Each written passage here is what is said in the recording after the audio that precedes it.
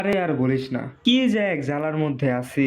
শ্রাবণী সারাদিন দেখে reels reels দেখাইতে দেখাইতে আমি বোর হয়ে যাই। আহারে, আরে রিলস দেখা পর্যন্তই সব ঠিক ছিল। আরে আমার তো ঠিক মতো খাইতেই দেয় না।